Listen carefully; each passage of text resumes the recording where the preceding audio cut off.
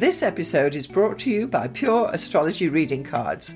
For more information, check out the link in the show notes.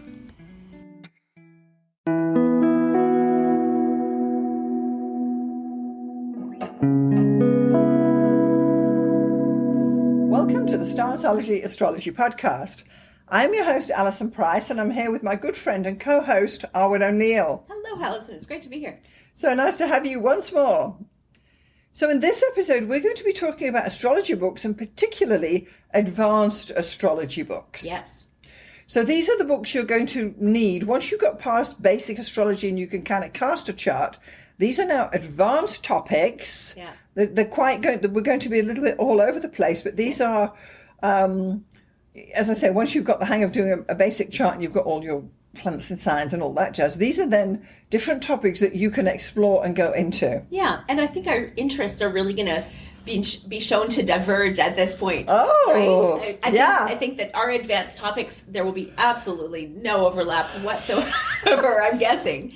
And you can really see the angle that, no pun intended, that you've taken versus what I would consider my advanced topics. Yes. Yeah. Because I like to, the analogy I like to give about this point of astrology is that it's like going to a doctor, and every doctor is basically a general practitioner, and they've learned how to save your life, and they've become out as a doctor. Mm-hmm. Then they go on to specialize into, and someone's a brain surgeon and someone's a dermatologist. But they can still do a basic save your life chunk. Right. And this is what I'm thinking, that your basic reading is your save your life piece, and then you get the specialist astrologers, and you choose these specialist topics because they interest you. Totally.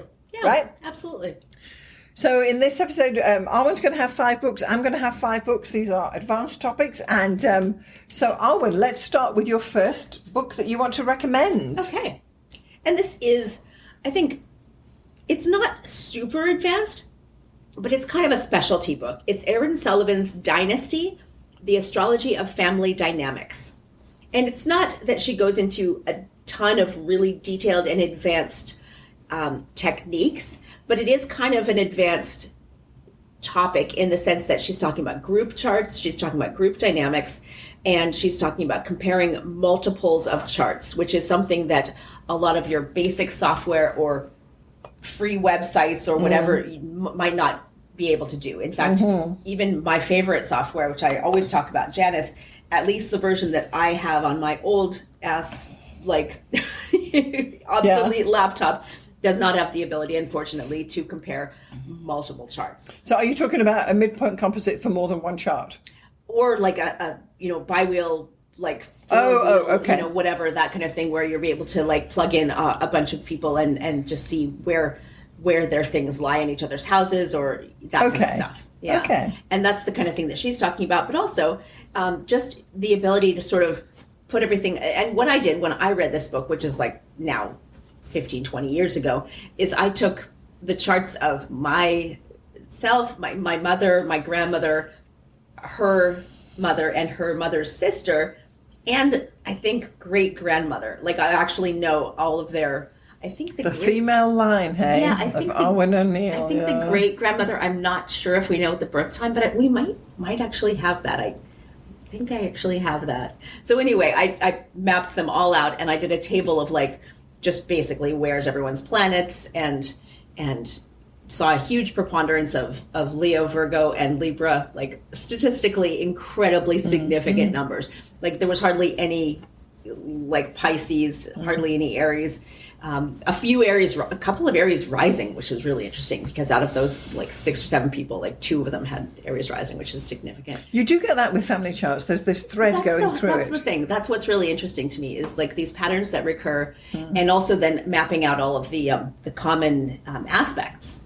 So you'd see a lot of Jupiter and a lot of, okay. Yeah. So who would you recommend this book for then? Is anyone who's interested in family. Anyone who has, so if you're consulting astrology and you want to help your clients with their family issues. Oh, yeah. It's super helpful for that. But anyone who is really, first of all, if you have the information, if you're adopted and you don't have there's a thing, right? Or if you are in a family where just birth times weren't a thing and nobody cared, probably it's not going to be as helpful. You can still find dates, and that's great. You can look at the sun and moon and all that stuff. You won't be able to see the houses or whatever.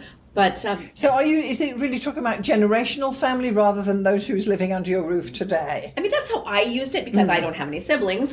Okay. I have 2 half brothers, and we didn't grow up together, so it's a little less like that. Okay, sounds interesting. Yeah, for sure you could use it for like actual, household dynamics too. Okay. Yeah. Good, a great recommendation. So what was the name again? It is called Dynasty, the Astrology of Family Dynamics. And she goes into really great detail about a couple of historical examples. Of course, the Kennedys are in there, and I think the royal British family as well. So who wouldn't want to, read about that? People we've actually heard of. Yeah, exactly. Yeah. Okay, that's great. Yeah.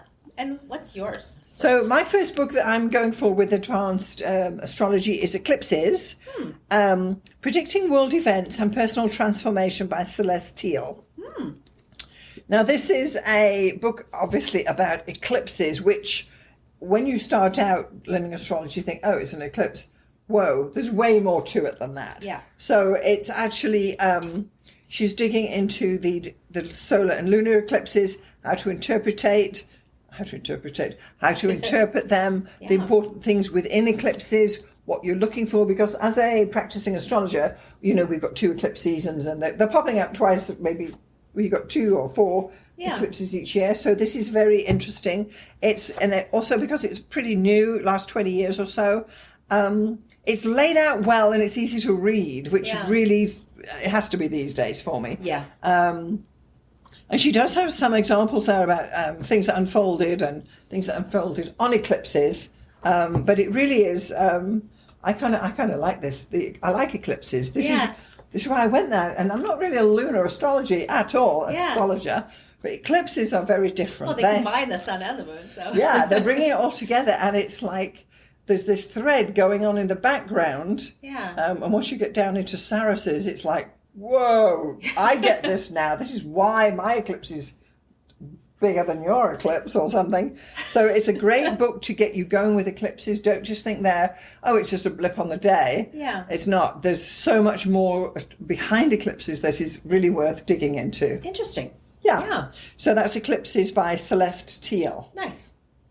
All right, Arwynne. So what's your next book? My next book is The Gods of Change, Pain, Crisis, and the Transits of Uranus, Neptune, and Pluto by Howard Sesportus. Okay. And obviously Uranus, Neptune, and Pluto are, part of the OG pantheon. They're not super advanced topic, but I would say that the transits of the outer planets are a bit of an advanced topic. Yes. And they're definitely something that it's not considered like a beginner topic. No. But what is really cool is that it kind of is adjacent to my interest in mundane astrology, in the astrology of like big events and big crises. Historical. Yeah, and he talks about that a bit, but it's also very much about your own chart. So the main chapters here are, he goes by the planet, and then, Uranian crises, Neptunian crises, Plutonian crises. And this was super interesting for me when I was not first studying astrology, but when I was first getting into like what is really interesting to me. And of course, maybe it's because I've got Scorpio rising that I would definitely gravitate towards like what describes the crisis. But he is also in that sort of mid-century, like Liz Green sort of family of mythological astrologers, and very much oriented towards like psychology and talking about personal case studies and histories of individual people. So he talks about some celebrities, but also anonymized people who he's actually studied their charts personally, and he talks about their childhood traumas or different illnesses they had and different crises that corresponded with these transits, and then how they move past them and what these symbols mean. And he also talks about Hercules and the Hydra, and so he's actually talking about the gods of change, which are the actual gods. Okay. Yeah, for sure. That would interest you because you do. Yeah, I'm super interested in mythology. Goddesses and whatnot. Yeah, exactly. Okay. Yeah. What was the name of that book again? It's called The Gods of Change, Pain, Crisis, and the Transits of Uranus, Neptune, and Pluto by Howard Sesportus. Fantastic. Yeah. So my next book is Midpoints. Ooh. I know. Identify and integrate midpoints into horoscope synthesis by Don McBroom. Wow. So this is midpoints. It's not midpoint composite chart. It's actually midpoints within the natal chart. Right. It's understanding midpoints, finding midpoints, and knowing what to do when you found a midpoint. We'll have to do a whole episode on midpoints. Oh, say no more. Yeah. And it's a very interesting thing. So a midpoint is, say, for instance, the midpoint between the sun and the moon will be the actual middle point in the chart between your sun and moon. So that is a sensitive point for you. So, of course, as you can imagine, all the combinations have a midpoint. And you really do need a computer to go with all of these things. But the most important midpoint is the one between your ascendant and midheaven. So that is generally in the 11th house. Yeah. And you could want to start with that. But there is specific ways of writing midpoints, and there's is it nomenclature when you have to write it in a certain way so it makes sense that this is the midpoint. And then you have things called midpoint trees, which some of you may know about, and you have to decide, well, in my moon tree I've got this, that, and the other, and in my sun tree I've got that, that, and that. And this is another way of digging into the chart and extracting information. If you have time. If you're like detail, this is great, but I do use a computer if I'm going to do this. I haven't got the time to do it by hand. But you, as an astrologer, you need to know what it is and how to do it, even if you're not doing it all the time. Well, and also because if any given 2 planets or points in your chart, there's not just going to be empty space there. There's often a planet or another thing there. And so I remember when I first did a midpoint tree or whatever, like the midpoint reading, so to speak, in whatever software I had at the time, and it spit out like sun plus moon equals something else, and I'm like, what? Oh, I see. And that's why. So it's highly for instance, with a T-square, if you've got the sun opposition the moon and they're both square Mars is technically then at this midpoint between the sun and the moon, and therefore is more important. And that you would never find with any other form of delineation. Exactly. So, if you have the time, and who doesn't, let's face it. I went deep into midpoints. I would say it's not something I would do every single day, but I like the idea of it. And once you realize that it's in a chart, you can see the ones that are sticking out at you. As particularly those in T-squares, yards, Thor's hammers, and any three planet major aspect pattern will have a midpoint planet, and that's kind of interesting. Yeah, for sure. Yeah, so that is, Midpoints by Don McBroom. Nice.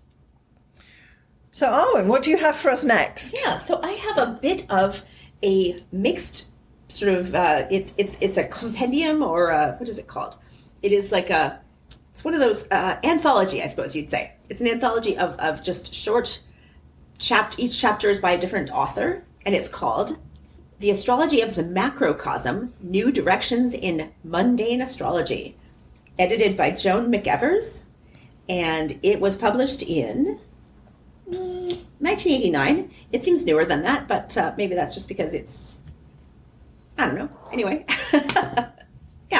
but it has articles by Nick Campion, Richard Knoll, Jim Lewis, so there are each chapters a little from somebody else? Absolutely. And it is basically about all sorts of different things in mundane astrology. So there's one chapter on major earthquakes. So it's about predicting earthquakes and looking at the different similarities between like major catastrophic earthquakes, which is crazy. There's one that's analyzing the quatrains of Nostradamus, which is super interesting. That's interesting. Yeah, exactly. There is a chapter about the mystery of the Romanovs.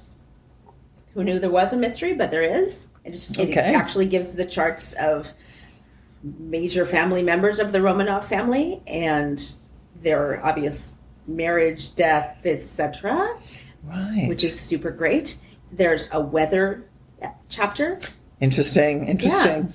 And then the Age of Aquarius. Mm-hmm. Obviously, that's a big contender for some different controversy. So it's mundane, really. This is what we're saying. Yeah, this is definitely a theme for you, isn't it? Yeah, for sure. Yeah, it's definitely interesting. Oh, and one of my favorite chapters, actually, and this is just, I'm going to go into a tiny bit of detail because one of the books I didn't bring down was Astrocartography by Jim Lewis. And this is one of my, it's like a pet topic of mine that it's so detailed and so crazy and so interesting that I actually bought the book. There's an entire book called Astrocartography. He does like this huge chapter, which is really interesting here, which is a nice bite-sized sort of thing. If you go to astro.com, you can actually get your astrocartography reading automatically through their chart services. It's one of their like advanced topics. And it is one of the most interesting and coolest and weirdest and most mind-bogglingly accurate applications of astrology that I've found. And if you had to do it like by hand, I definitely would not do it. We should do an episode on astrocartography. 100% we should. Yeah, that's probably why I bought the book, to be honest. I probably flipped through it and was like, oh, astrocartography, oh my God. Like, that's probably what was the first thing that attracted me to it. But, come for the astrocartography and stay for the Romanovs. There you go. Yeah. I love it. What was the name of that book again? That is called The Astrology of the Macrocosm. Okay. New Directions in Mundane Astrology. Fantastic. Yeah. That's great. Yeah. What's your next book? So my next book is the Outer Planets and Their Cycles, The Astrology of the Collective by Liz Green. Nice. That's a great book. I have that book. Yes, of course. So again, this is a book about the outer planets, which are Uranus, Neptune, and Pluto, because they do require a deeper dive than the visible planets.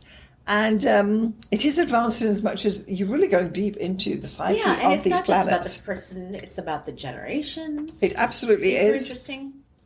So these are not, those outer planets are almost elusive at times, but this is a way to dig through to, when we're talking about the collective, we're talking about the history, the timing of when Neptune was in Pisces and blah, blah, blah happened and this and that. So it's another book similar to the one that you mentioned earlier. Yeah, by Howard Sesbord. Yeah. They worked a lot together, actually. There you go. Yeah. And I find it, again, pretty easygoing.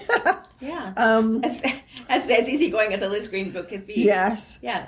Because it's for me, an easygoing book is one that's laid out well. Yes. I can read the chart and it's not just pokey little words I can't see. For sure. Because I do want to have some kind of structure in the layout of the book. Otherwise, I just find it so annoying. And I no shade on Liz Green. She's amazing. I believe she's a Virgo with Scorpio rising. So what can I say? Oh, well, say no more. Yes. Like me. So this is one that you could definitely... when you've got a wet weekend, you can dive into this one and add it to your bookshelf, because our bookshelves are bulging, aren't they? Yeah. So that was The Outer Planets and Their Cycles, The Astrology of the Collective by Liz Green. Nice. Really good. Yeah. And Arwynne, what's your next book you have for us? My next book, and if you listen to our podcast often, you will notice this from last week or a recent episode when we talked about the U.S. chart. And I just had to include this because this is literally one of my top 5 advanced astrology books. And this is Political Astrology by Michael O'Reilly. And this is the one where he makes the case for a Scorpio rising U.S. horoscope. So he is a super interesting astrologer. He did a blog from 2001 to 2005 called Newscope, where he talked about the U.S. political scene. Obviously, a lot of stuff about 9/11, a lot of stuff about the Kennedys, and it appeals to me because I have Scorpio rising. So I see. I don't know. Maybe that's got something to do with it. But he is a really interesting political mind. And I've also recently talked a lot about Jessica Murray, who is another political astrologer. And I would be remiss if I didn't mention that she has also written a couple of great books about U.S. politics. So okay. If you can look those up. She also has a current blog. Okay, so this O'Reilly book, is he just talking about the U.S. politics? Basically, yeah. Okay. I mean, as the U.S. is relative to the rest of the world, of course, too.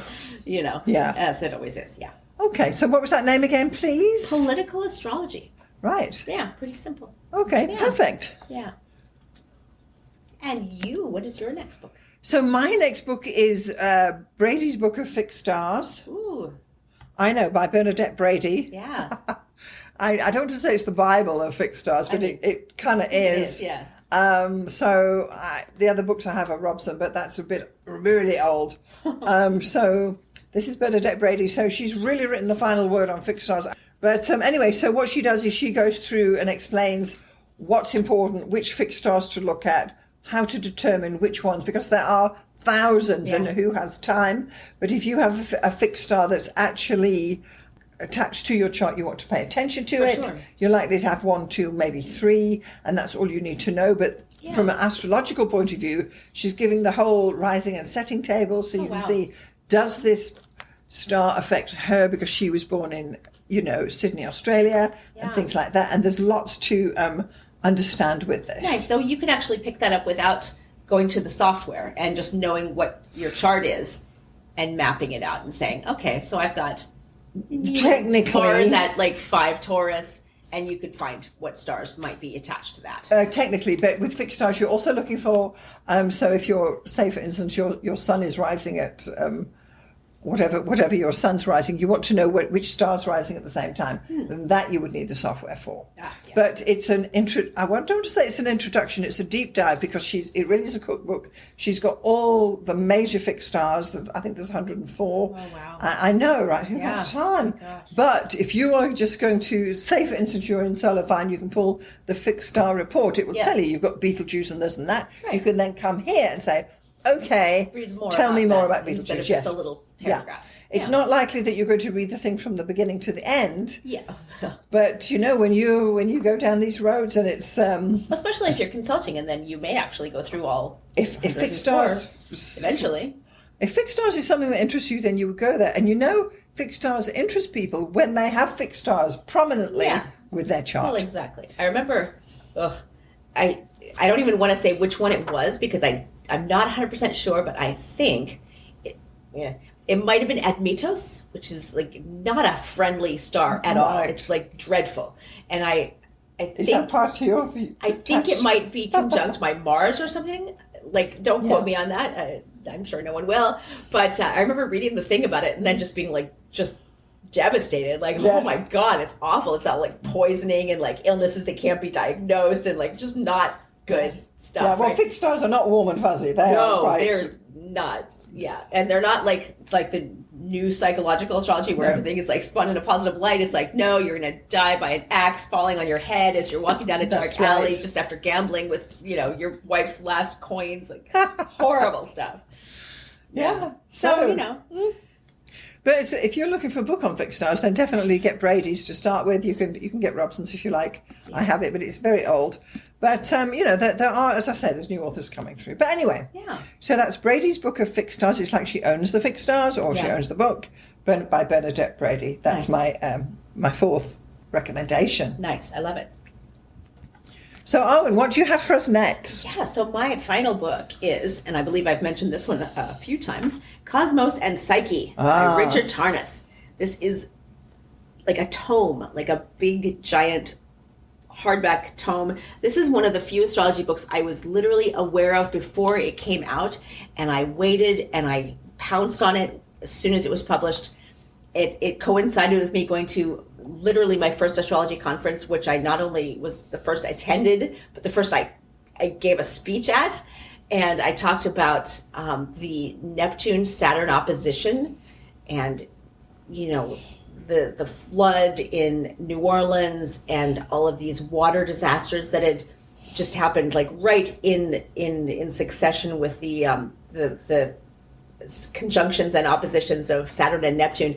And there were just a ton of like correspondences historically with these crazy water disasters. Mm-hmm. And I was very uncomfortable and very shy and like just not not the me today. But yeah, I struggled my way through it. But Richard Tarnas's book was an absolute gem of that era of my interest in astrology. And he talks about the outer planets and the macrocosm and the world and world history and scientific. So is it mundane? It is super mundane. Yeah. Okay. So he talks about Uranus and Jupiter cycles, Saturn-Neptune cycles, Saturn-Pluto cycles. Interesting. Yes. Super interesting. And if you have those in your chart, like I, for example, have Saturn-Pluto square, which is super, like it's a generational marker. Yes. There's the Uranus-Pluto conjunction of the 60s, which was like the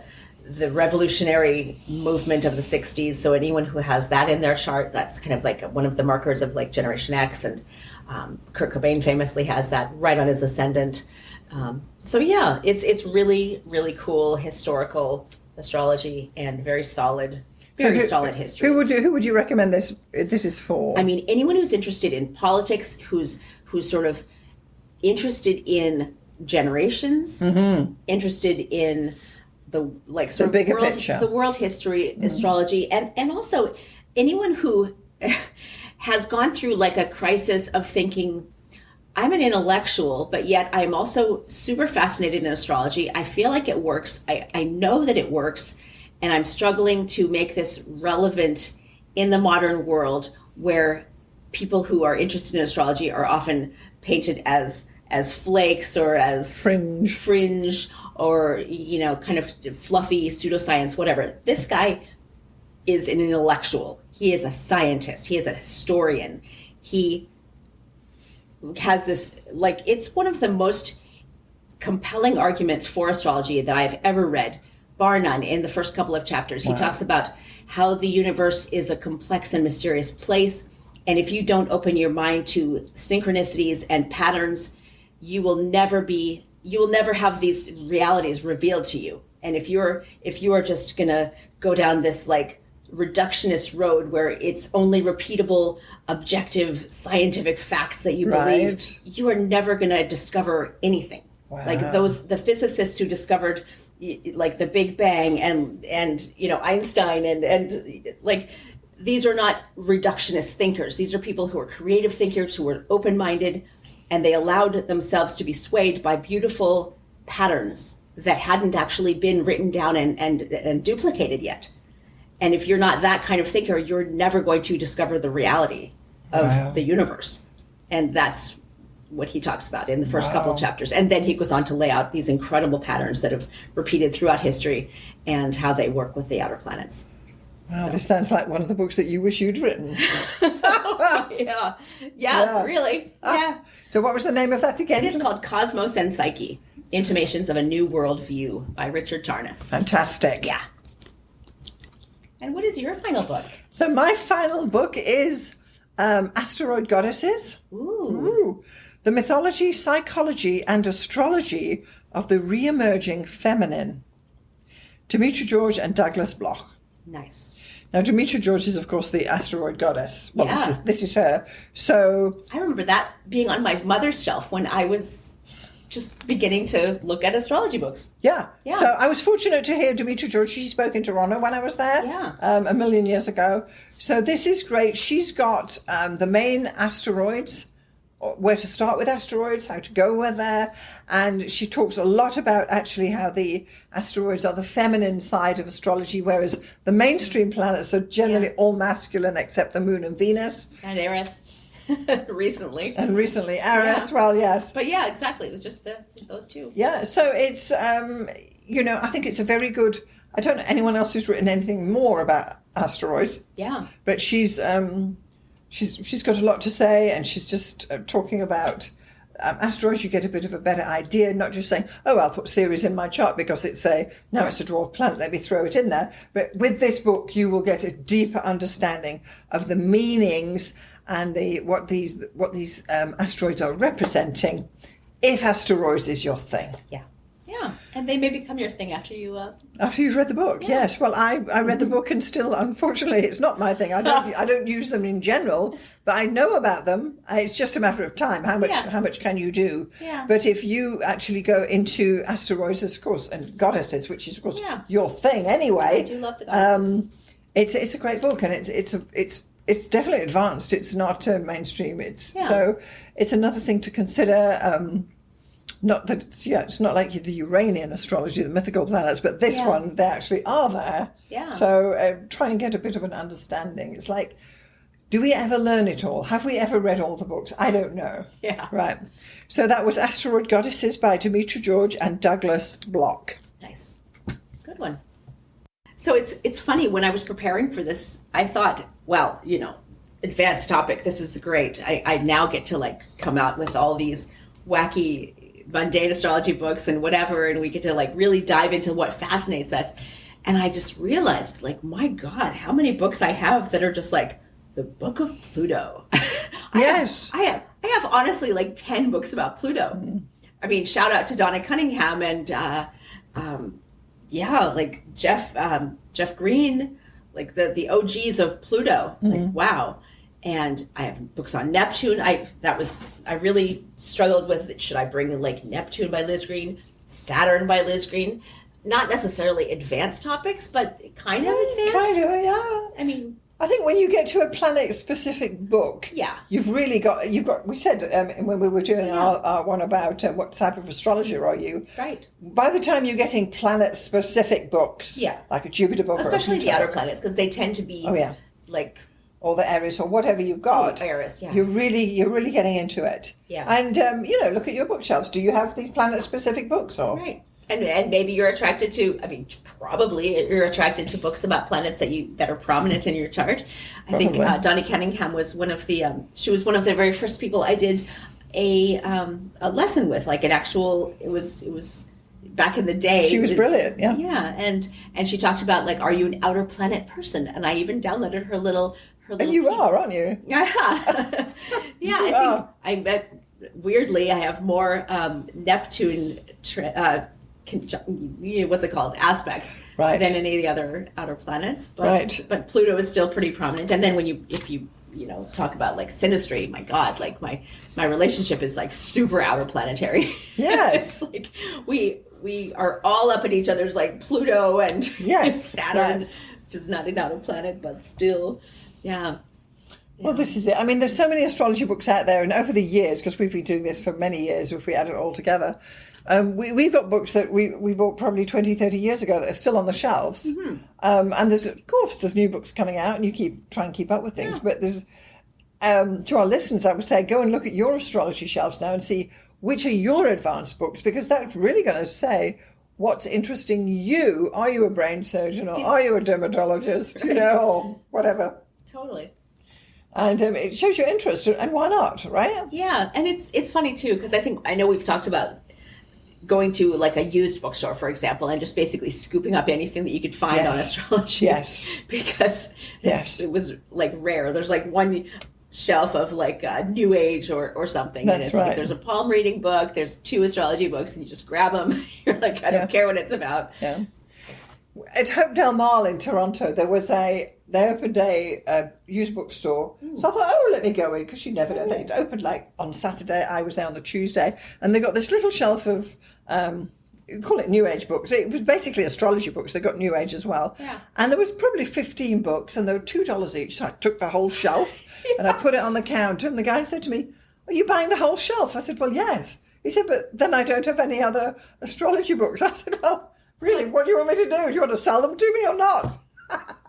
I'll be back when I don't like half of these. Yeah.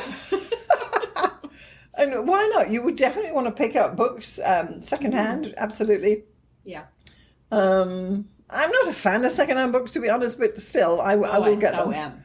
Yeah. I mean, you never seem to, there's a lot of books out there, but we've got, it just shows with the selection we brought again today, with all this is our third, I think, book session we've done. Yeah. We've still got a variety of books that you and I definitely gone down different routes with our astrology, and of course one does, right? Yeah, we could even like go planet specific, like your top 5 Venus let's do books. That. Oh. Yeah. Okay, listeners, so we have gone through our top 10 advanced astrology books, which we're offering to you as examples. These are books in hand. They're not ebooks. Nope. No, these are books that were dog-eared. They've got Post-it notes sticking out all over the place. Yep. The one's got the spine broken, and we definitely are using these not books. Not audiobooks I'm listening to at the gym. No, you can't. Not with astrology. No. So this is great. So this has been our top 10 advanced astrology books. Yeah. We may do another book episode later on. Yeah. So as we wrap up, Arwynne, could you tell us what we can expect at misspink.net, which is your website? My blog, mispink.net, MSPINK. Lately I've been doing a deep dive into my bookshelf, and I thought at first I'll just let's do an episode or a blog about like my bookshelf, because I've got like this massive bookshelf that's organized by color, LOL, and that's interesting. And I'm going to give you credit because you were like, whatever, write about your books. And then when I went home and I started like thinking about how do I write about my books, I'm trying to take pictures of them with my, phone. And my partner, bless him, was like, why don't you do an episode or a blog post about each shelf? Because there's so many books and they're so interesting. And I was like, oh, there's a lot of content. So what I've been doing is going shelf by shelf. And it's like, because they're organized by color, I can do the white shelf, the tan shelf, the red shelf, the pink shelf, etc., which is a weird way possibly to do. But what I've found is that I will have at least one book that jumps out at me from each of those shelves. And I'm like, okay, in this, I'll list all the books on the shelf, but then I'll go into detail about, like, for example, the first one I wrote about was the nostalgia shelf, which was, writing about Generation X by Douglas Copeland, who was like one of my favorite, one of the only fiction writers who I'll actually read. Mm-hmm. Mostly I read about nonfiction and history and science and astrology and art, but he's one of the few fiction writers who I'm super interested in. And maybe because he's a visual artist and he just has this way of writing, which I find incredibly compelling. And he named the generation I'm part of. but yeah, that was sort of the first of my books, blog posts, and I've gone shelf by shelf since then. So so just to be clear, you're reviewing some highlighted books on your bookshelf? Exactly. Okay, so, and the one is Douglas Copeland, you say? Yeah, that was the first one I did. That was the white shelf, so to speak. And that was all about nostalgia and why I find him so compelling, because he is definitely one of these writers who really just plucks the strings of, like, your nostalgia instrument, the heartstrings that you feel like, oh my God, this, maybe if you're especially of my generation. Yeah. Okay, so we'll put a link below to this episode, and but I'm writing about all my books, and some of them are astrology books, some of them are art books, some of them are history. Yeah.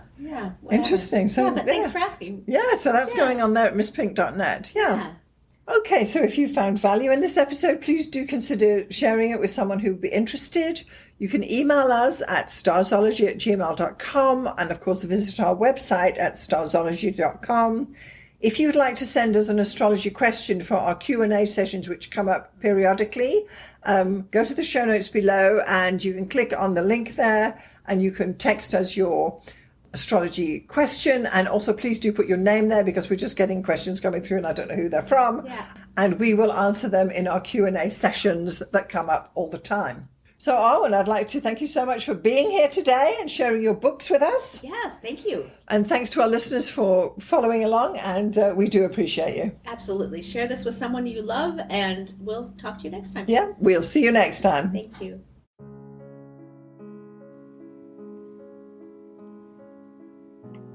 Thanks so much for getting this far through the episode.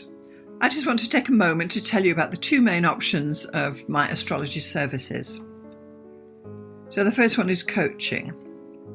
If you are an aspiring astrologer, and by that I mean someone who's perhaps a hobbyist astrologer or someone who's learning astrology, or a student, or you've got a few books and you've been doing it for a while, but perhaps you need a little bit of help to bring it all together, then maybe getting some astrological coaching from me would be the answer for you. The astrology coaching I offer is a 1-hour session on Zoom, and it's tailored to answer your particular questions. For example, if you have issues with natal chart readings, we can go there. Or if you're having problems working with your forecasting, we can go there. Or even basic astrology stuff, or even getting yourself organized for your astrology business. The idea is that astrological coaching will answer your particular questions. It's tailored specifically to you and where you are in your astrological journey. And I'm happy to help you out with some guidance about how you can get going, what to focus on, and what to dismiss. So that would be the astrological coaching for people trying to learn astrology. The second astrological service I offer is consultations. So this is for someone who perhaps doesn't know anything about astrology, but they just want to have their chart read or get their chart done. Call it what you will. So once more, this is a 1-hour consultation over Zoom.